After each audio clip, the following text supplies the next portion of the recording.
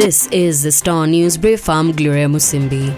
Judges could soon be entitled to lavish lifetime pension benefits, even as the ballooning cost of keeping retired state officers comfortable comes under the spotlight. Judges, members of parliament and members of the Salaries and Remuneration Commission are reported to have struck concessions on a proposed law that would guarantee senior judicial officers hefty retirement packs. The push comes as other political elites, governors, MCAs, ex-councillors and former MPs not covered under existing schemes also demand pension packages from the public purse.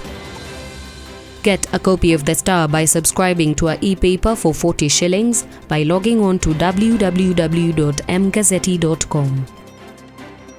The looming by-elections have ignited fresh tough wars within President William Ruto's UDA, Raila Odinga's ODM and Rigathi Gachagwa's DCP as the three camps grapple with tense nomination battles. With 23 by-elections set for November 27th, the scramble to field candidates has turned messy.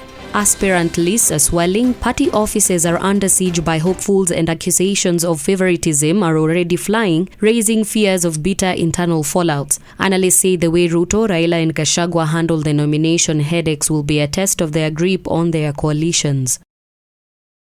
For 10 years, Samson Limakori sat behind bars, convicted of murdering his wife in a quiet Pokot village. But last week, a court vindicated him, ruling that he was an innocent man. The appellate court overturned Limakori's 25-year sentence, citing fundamental breaches of his right to a fair trial and critical gaps in the prosecution's case. Now in his late 50s, Limakori was accused of strangling his wife Monica Jackson on June 5, 2015 in Natelem village, West Pokot County. At the heart of this story is a family shattered by a sudden tragedy.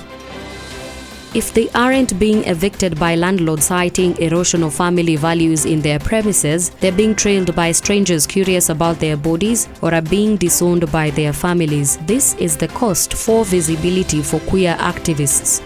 A new national survey by Defenders Coalition lays bare the harsh reality faced by sexual orientation, gender expression and sex characteristics, human rights activists whose work, once full of hope and energy, has been overshadowed by threats, violence and systemic neglect. The report reveals that for queer activists, advocacy is no longer just about changing hearts and minds, it is now a constant negotiation with safety, shelter and sanity.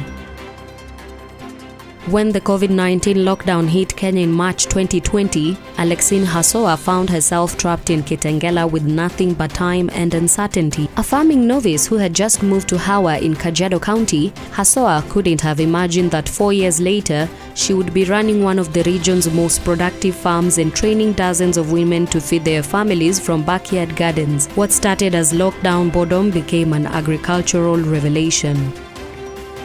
Get a copy of The Star by subscribing to our e-paper for 40 shillings by logging on to www.mgazzetti.com.